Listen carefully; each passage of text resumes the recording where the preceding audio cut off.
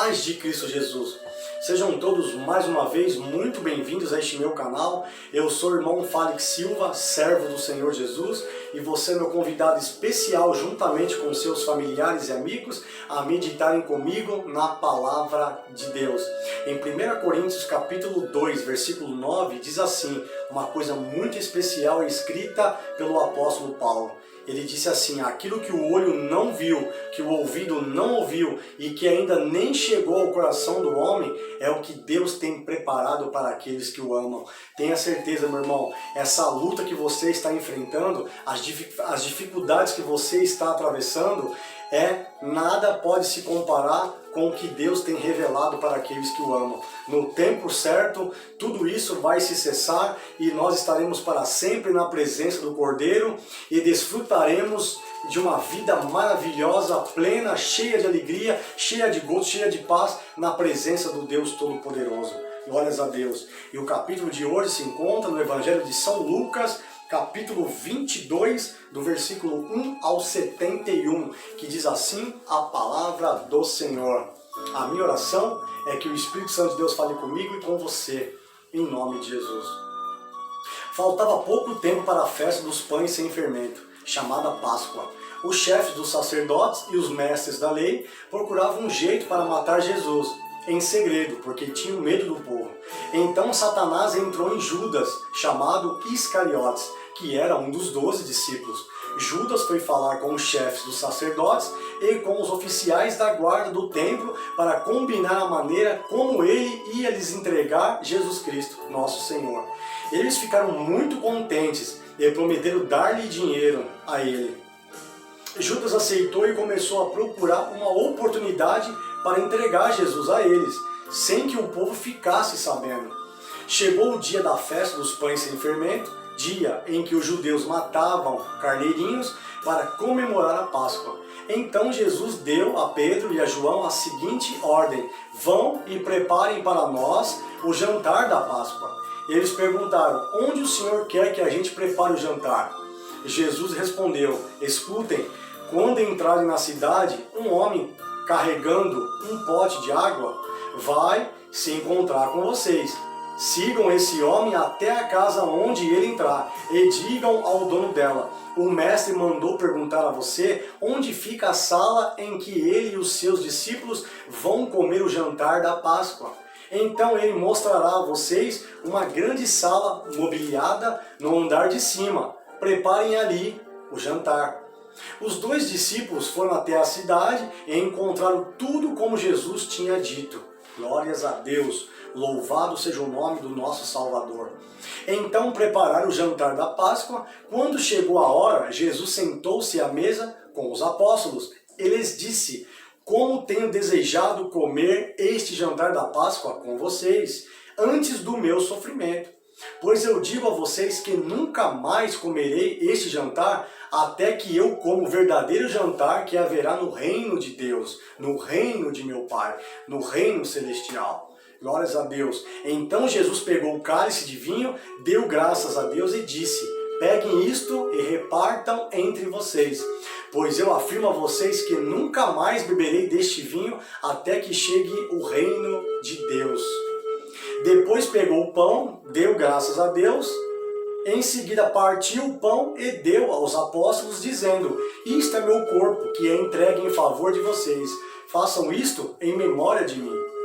Depois do jantar, do mesmo modo, deu a eles o cálice de vinho, dizendo: este cálice é a nova aliança feita por Deus com o seu povo, aliança que é garantida pelo meu sangue, derramado em favor de vocês. Mas vejam, o traidor está aqui, sentado comigo à mesa. Pois o Filho do Homem vai morrer da maneira como Deus já resolveu. Mas ai daquele que está traindo o Filho do Homem. Então os apóstolos começaram a perguntar uns aos outros quem seria o traidor. Os apóstolos tiveram uma forte discussão sobre qual deles deveria ser considerado o mais importante. Então Jesus disse: os reis deste mundo têm poder sobre o povo, e os governadores são chamados de amigos do povo. Mas entre vocês não pode ser assim. Pelo contrário, o mais importante deve ser como o menos E o que manda deve ser como o que é mandado. Pegou a visão, meus irmãos? É assim que funciona o reino de Deus. Glórias a Deus por isso. Quem é o mais importante?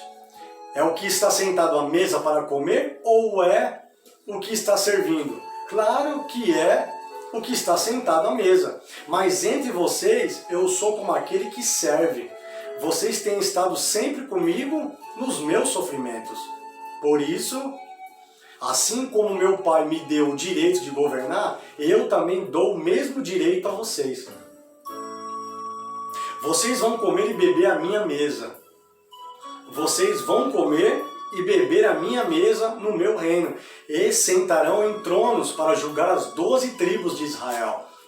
Jesus continuou: Simão, Simão, escute bem o que vou lhe falar. Satanás já conseguiu licença para pôr vocês à prova. Ele vai peneirar vocês como o lavrador peneira o trigo, a fim de separá-lo da palha. Mas eu tenho orado por você, Simão, para que não lhe falte fé. E quando você voltar para mim, anime os seus irmãos. Então Pedro disse a Jesus: estou pronto para ser preso e morrer com o Senhor.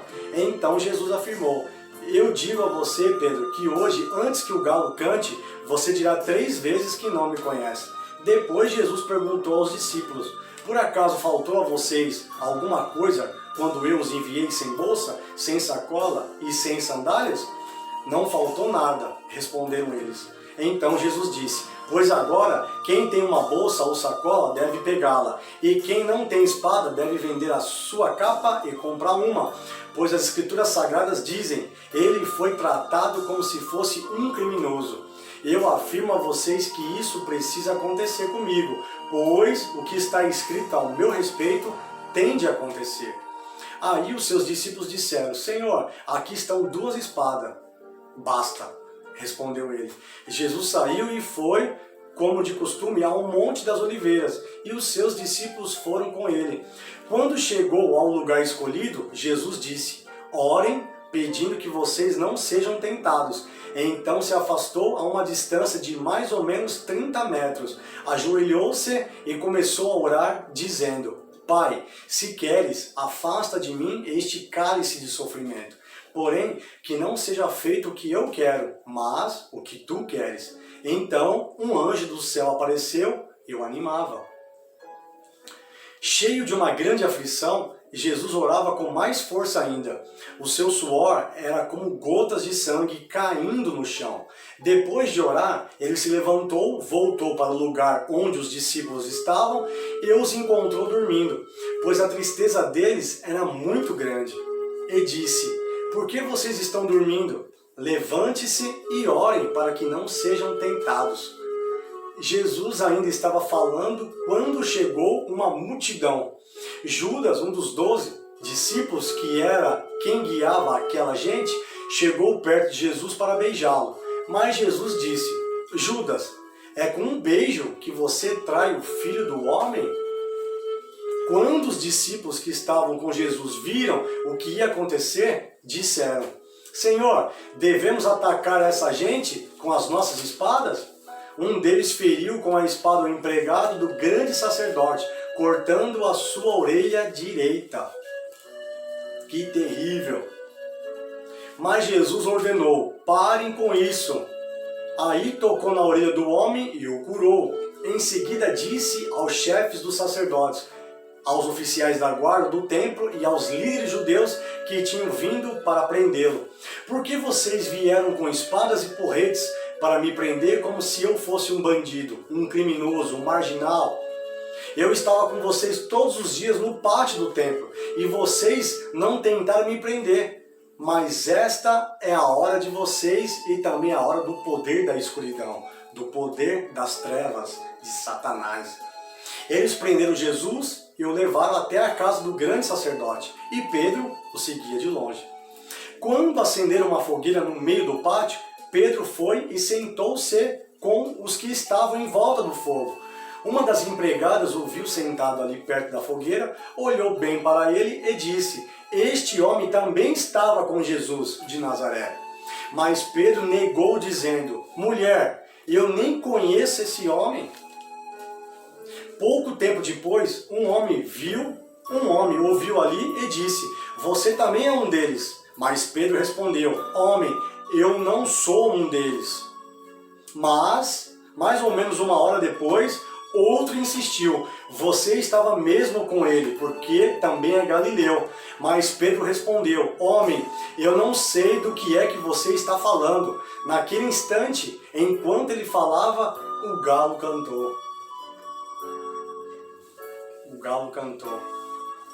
Glórias a Deus. Jesus é onisciente. Quando ele fala, as coisas acontecem. Creia nisso, meu irmão. Então o Senhor virou-se e olhou firme para Pedro, e ele lembrou das palavras que o Senhor lhe tinha dito. Hoje, antes que o galo cante, você dirá 3 vezes que não me conhece.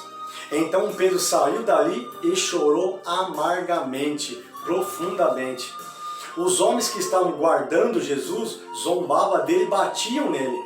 Taparam os olhos dele e perguntavam: quem foi que bateu em você? Adivinhe? E diziam muitas outras coisas para insultá-lo.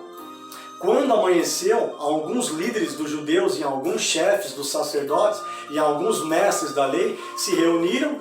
Depois mandaram levar Jesus diante do conselho superior. E então lhe disseram: diga para nós se você é o Messias. Ele respondeu: se eu disser que sim, vocês não vão acreditar. E se eu fizer uma pergunta, vocês não vão me responder. Portanto, de agora em diante, o Filho do Homem se sentará do lado direito do Deus Todo-Poderoso. Aí todos perguntaram: então você é o Filho de Deus? Jesus respondeu: glórias a Deus, louvado e engrandecido seja o nome do Senhor. Aí todos perguntaram: então você é o Filho de Deus? Jesus respondeu categoricamente: são vocês que estão dizendo isso. E eles disseram: não precisamos mais de testemunhas. Nós mesmos ouvimos o que ele disse. Aleluia! Louvado e engrandecido seja o nome do Senhor Jesus. Jesus é o Messias, ele é o Filho de Deus, ele é o nosso Salvador. Para você que não crê em Jesus, para você que não tem fé em Jesus, para você que pensa que Jesus foi apenas um homem qualquer, um profeta qualquer, um homem comum, como qualquer outro, você está muito enganado. Jesus é aquele quem as Escrituras Sagradas diziam que ele era. Ele é o Filho de Deus, ele é o nosso Salvador, ele é o Deus Todo-Poderoso, o Criador dos céus e da terra. Uma vez disseram para mim que Jesus não era Deus, porque ele era uma pessoa comum e uma pessoa normal como qualquer uma outra. Então eu disse para esta pessoa: Jesus ele é Deus porque ele é uma pessoa intrigante e instigante, é uma pessoa admirável, uma pessoa encantadora, é uma pessoa extremamente inteligente, uma pessoa sábia. E eu disse para essa pessoa: uma pessoa para ser Deus tem que ter pelo menos 12 atributos exclusivos da divindade. Aí a pessoa me perguntou: mas quais são os 12 atributos exclusivos da divindade? Aí então eu disse para ela: para ser Deus a pessoa tem que ter o atributo da unidade, da espiritualidade, da eternidade, da onipotência, onipresença, onisciência, imutabilidade, santidade, verdade, sabedoria, justiça e bondade. Então a pessoa teve que silenciar e ouvir a resposta e ficou calada, porque Jesus de fato é isso e muito mais. Se nós passarmos toda a eternidade, para conhecermos Deus de fato, um pouquinho do seu poder e da sua glória, temos que passar a eternidade inteira. Somente na eternidade vamos conhecer de fato quem é realmente o nosso Deus, o nosso Pai, o nosso Salvador. A eternidade não será capaz de explicar completamente quem é o nosso Deus. Por isso eu te pergunto, não fique zangado, não fique triste dizendo que Jesus é um homem qualquer, porque nessa vida tudo é passageiro, tudo é efêmero, tudo é momentâneo, mas chegará o tempo quando nós teremos a oportunidade de conhecermos face a face e experimentaremos cada dia do seu amor, do seu perdão, da sua misericórdia, da sua compaixão, da sua generosidade, espontaneidade, liberalidade por toda a eternidade. Deus vos abençoe, em nome de Jesus. Se inscreva no canal, deixe o seu like e compartilhe essa mensagem em nome de Jesus. Amém.